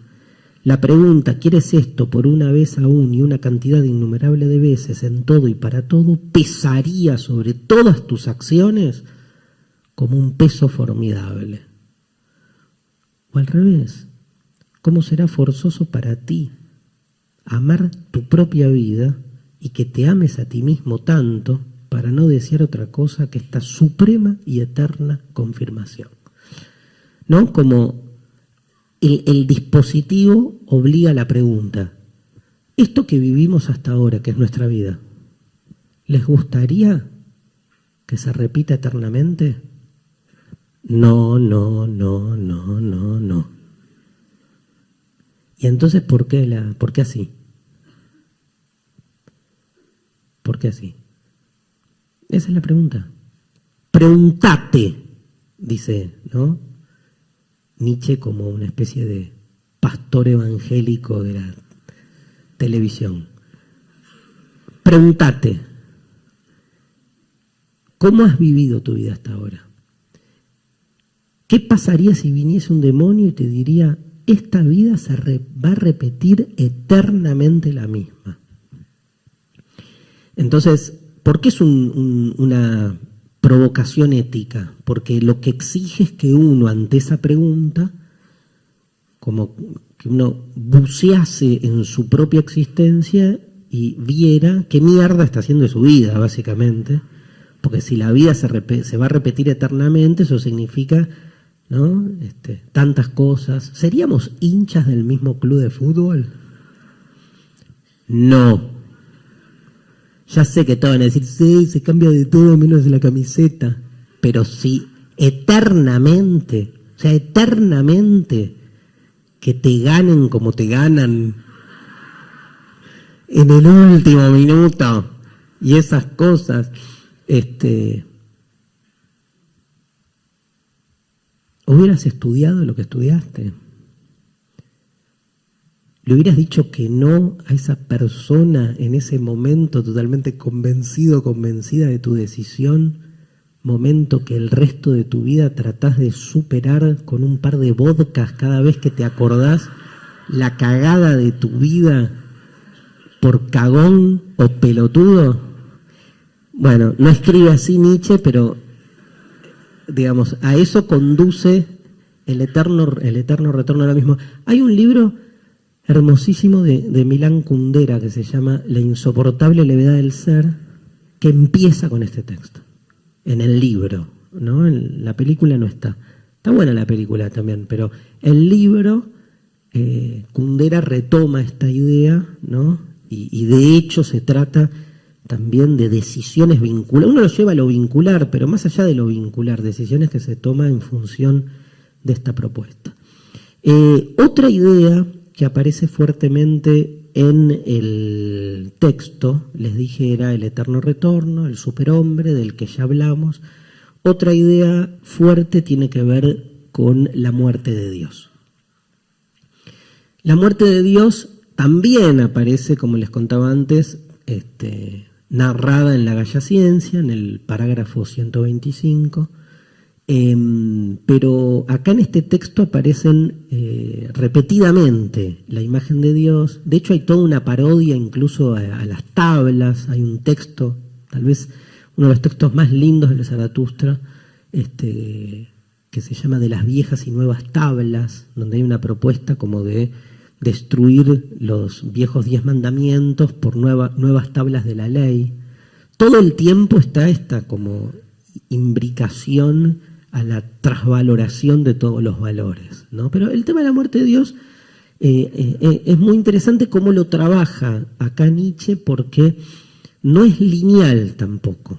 O sea, veamos un poco de qué se trata y qué es la muerte de Dios, pero antes les quiero dar algunos ejemplos. Por ejemplo, dice en un momento, en la primera parte, tiene una de las frases que a mí más me gusta de Nietzsche, que es: nunca podría creer en un Dios que no sepa bailar. Entonces, no es un ateo, no dice no creo en Dios, dice nunca podría creer en un Dios, o sea que es un hecho que está buscando creer en un Dios. El loco, cuando anuncia la muerte de Dios, lo está buscando. Si recuerdan ese texto, el loco dice busco a Dios, lo está buscando. Como el papa jubilado que está buscando un centro. Él busca un Dios, pero bueno, no lo encuentra porque el viejo Dios, el Dios de la tradición, murió. Ese viejo Dios de la tradición evidentemente no bailaba, porque se baila con el cuerpo, y Dios no era cuerpo. Entonces, en el medio de un texto, aparte de lo que tiene el Zaratustra es eso, ustedes lo van a empezar a leer, y en el medio de un discurso donde el 90% de las cosas que leyeron no les dice nada, aparece un renglón, como este: nunca creería en un Dios que no sabe bailar. Y vos mirás para arriba y para abajo del texto y hasta no hay, pero decís, me encantó haber leído para llegar acá, ¿no? Y aparte hay que llegar ahí, porque aunque no haya una hilación lógica, hay una hilación retórica que hace que se llegue a ese lugar. Pero también hay uno de los momentos para mí fundamentales para entender la idea de muerte de Dios en Nietzsche, que Nietzsche hace en la tercera parte, en un texto que se llama De los apóstatas o los renegados. Dice en un momento que esta idea que trabajamos también en Desencajados, dice Nietzsche que cuando un dios se creyó el único, el resto de los dioses se murieron de risa. O sea, esta idea de que el monoteísmo es causante de muchos problemas, pero más allá de la idea misma de Dios, esta especie de provocación de que en realidad no hay un Dios sino muchos. Uno de ellos, más soberbio, tal vez el que creamos nosotros, se creyó que era el único, como nosotros que nos creemos la especie, ¿no? Y este Dios que se creyó el único se enfrentó a todos los demás que lo miraban como qué tarado y se empezaron a reír. Se rieron tanto de este estúpido que se creía el único que se murieron. Y entonces quedó uno y vino y creó esto. O sea, todo fruto de un gran error, ¿no? Pero es interesante porque hasta en la expresión cotidiana, me muero de risa, se soslaya la muerte. Y en realidad hay una muerte, porque hay un Dios que es el que quedó, el que creamos, ¿no? Pero que quedó en la narrativa como idea de lo absoluto. También es cómo trabaja estas figuras. ¿Qué es la muerte de Dios? Ustedes, a ver, hay dos interpretaciones. Una es más ligado a lo religioso y la otra está más ligado a la filosofía. Porque hay también una pelea de Nietzsche contra la religión, evidentemente, entonces en la muerte de Dios también hay como un palo a la institución religiosa y sus metáforas. Pero en el fondo, el concepto de muerte de Dios excede lo religioso. O sea, la muerte de Dios es la muerte de la verdad, es la muerte del orden, es el poder pensar la realidad no desde principios ordenatorios y hegemónicos que le dan sentido en términos económicos y administrativos a todo. Es poder descentrar el sentido. Dios es un símbolo de ese fundamento primero a partir del cual todo se estructura. Por eso da igual que sea Dios, que sea el ser humano, que sea el cosmos, que sea la guita, que sea el amor. Poné lo que quieras en el centro. ¿Necesitas un centro para que la cosa tenga sentido? Sos religioso. Ahora, asumir el sinsentido de la existencia y la contingencia infinita de lo real es asumir que ese centro siempre es impostado, que todo Dios siempre es una metáfora. Si funciona, está todo bien. Ahora, en un momento deja de funcionar.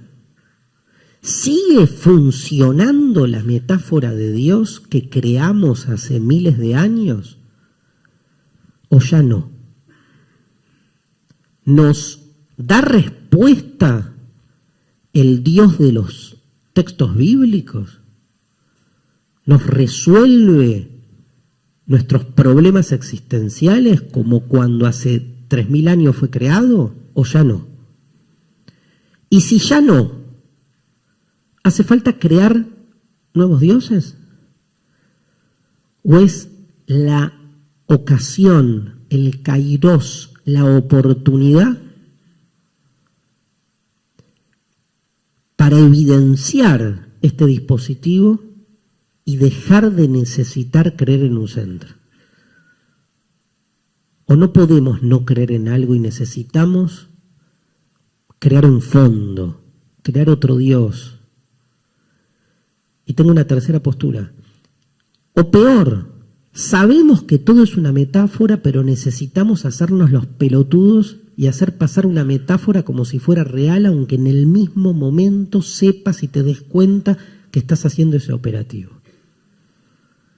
Como cuando uno está con alguien, mirándolo, mirándola y diciéndole, sos el amor de mi vida, sabiendo que no existe el amor de la vida.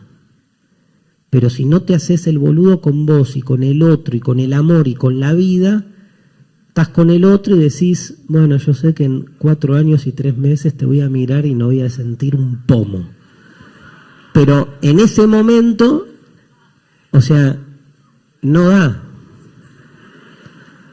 Porque falta algo. Entonces, eso es, eso es lo que estoy tratando de explicar.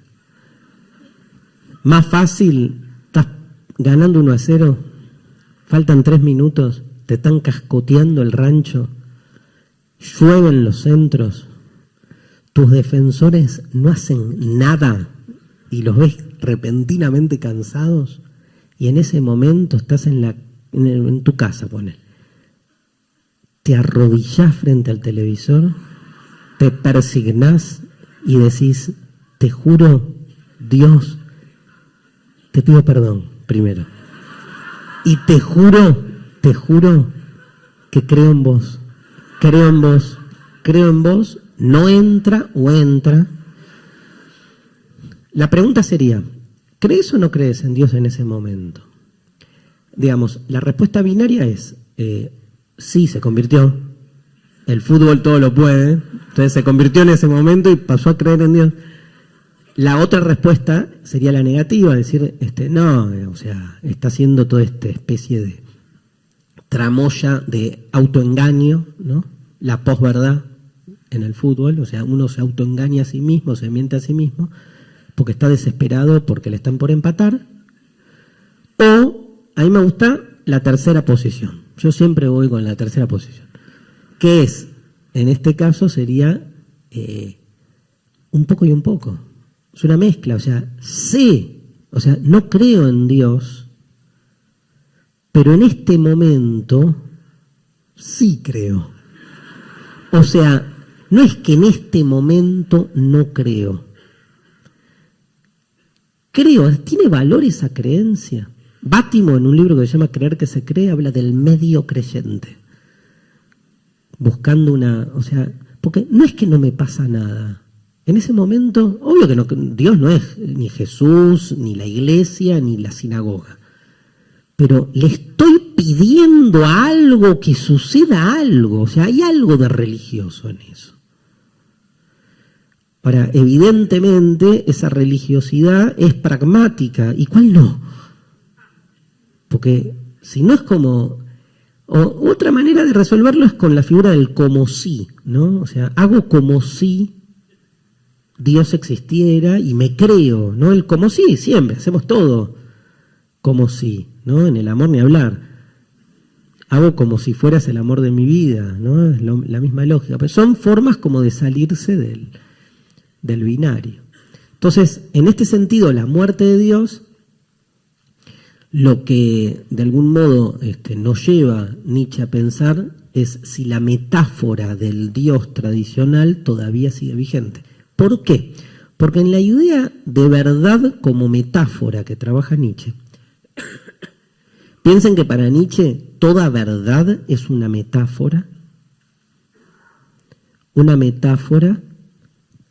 que se impone como si fuese una certeza, desmetaforizándose. O sea, si una verdad es una metáfora, significa que en el momento en que la asumimos como tal, deja de tener efectividad. Va de nuevo, si una verdad es una metáfora, no podemos nunca darnos cuenta de eso, porque entonces no está funcionando.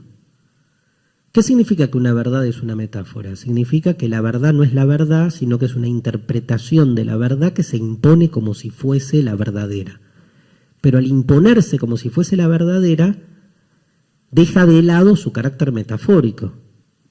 La verdad, dice Nietzsche, es la mentira más eficiente. Ahora, esa mentira es eficiente cuando todos la creemos, y cuando todos la creemos ya no es más mentira. Sigue siendo mentira, pero una mentira que triunfó. ¿Cómo se llama la mentira que triunfó? Verdad. ¿Cómo se llama la metáfora que logró que nadie se dé cuenta que es una metáfora? Verdad. Entonces, todos creímos en Dios durante muchos siglos porque no vimos su carácter metafórico. Ahora que vemos su carácter metafórico, y lo vemos ¿por qué? Y en esto Nietzsche es, pero marxista, en términos de cierto materialismo, del materialismo transformador. Dice Nietzsche, porque los cambios materiales que se producen en el mundo generan que una metáfora se vuelva en desuso.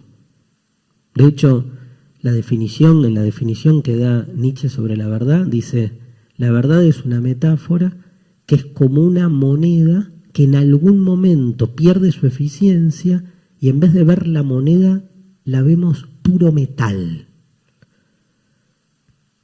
Qué metáfora la moneda, ¿no? Increíble, o sea, es un pedazo de metal, loco. Y sin embargo, morimos por eso. Dirección a la existencia, pero porque le adjudicamos, tiene un valor metafórico, no deja de ser metafórico, el valor de cambio no deja de ser metafórico, no deja de ser de un acuerdo entre los seres humanos, no deja de ser el producto de unas relaciones sociales. ¿Quién dijo que es así? Que la moneda intercambia esto por esto, fuerza de trabajo por salario o lo que fuera.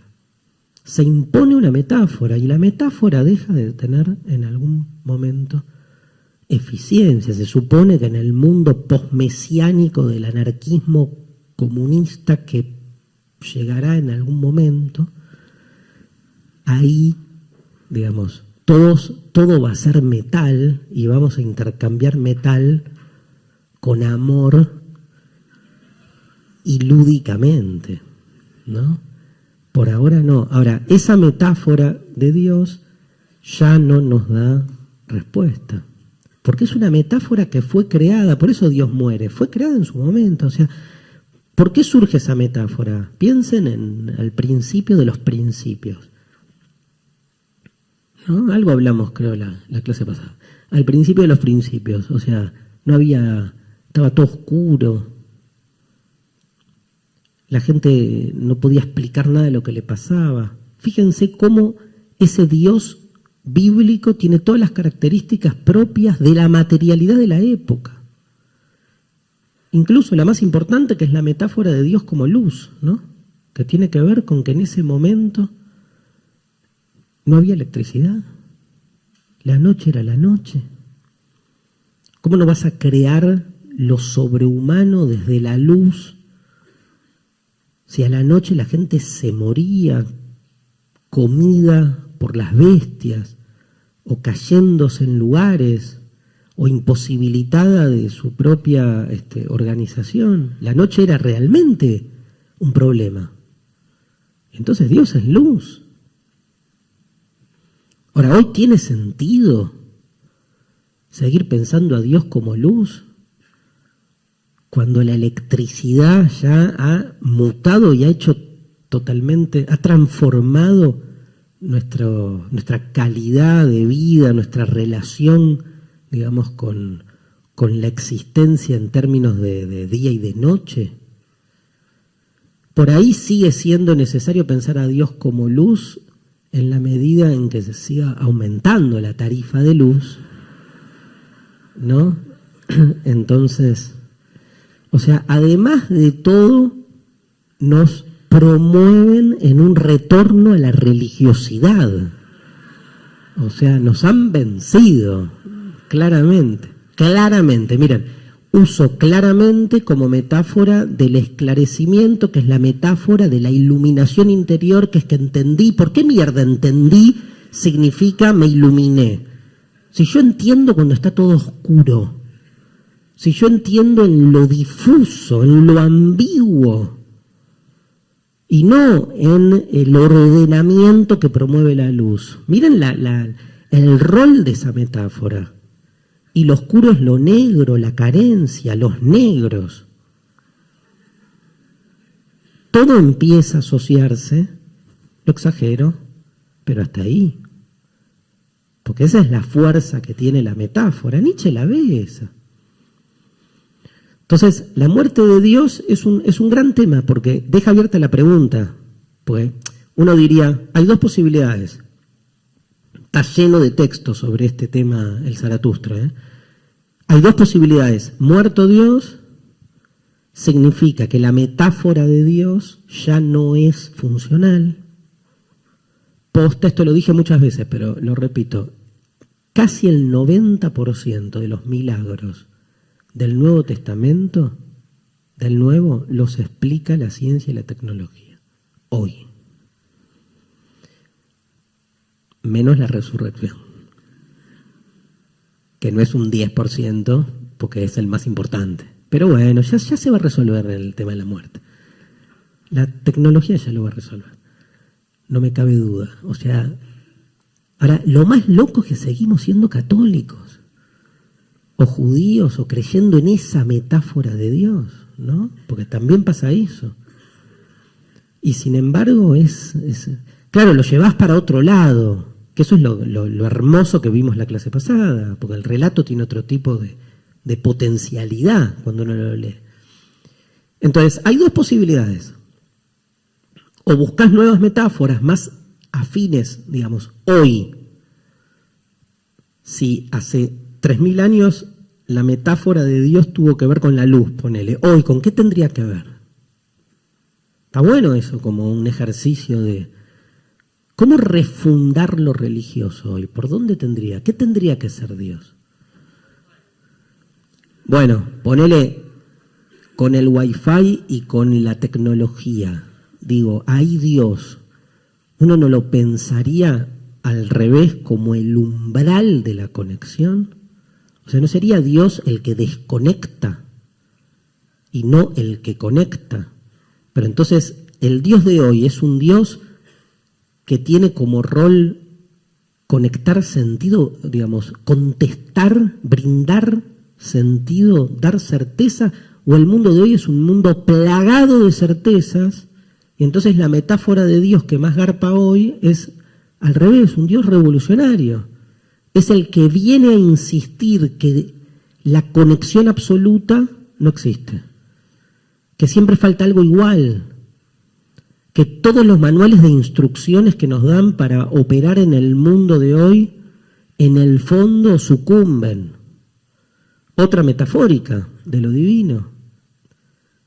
Un Dios que abre, no que cierra, por ejemplo. Pero eso ya es eso es Zaratustra, es empezar a pensar lo poshumano desde un lugar completamente diferente.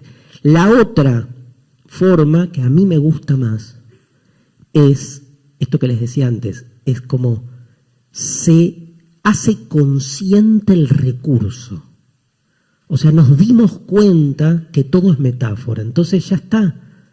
No puedo seguir creyendo, no es que tengo que buscar una nueva metáfora, no, porque sé que estoy buscando mentirme a mí mismo. Y ya me miento a mí mismo en otros ámbitos, como para además mentirme a mí mismo sobre el origen y el porqué de las cosas, ¿no? Entonces es como empezar, ahí sí es cambiar el switch y asumir que va por otro lado. Voy terminando, ya es la hora, otros temas capitales que hay. Uno de ellos es la cuestión de la amistad.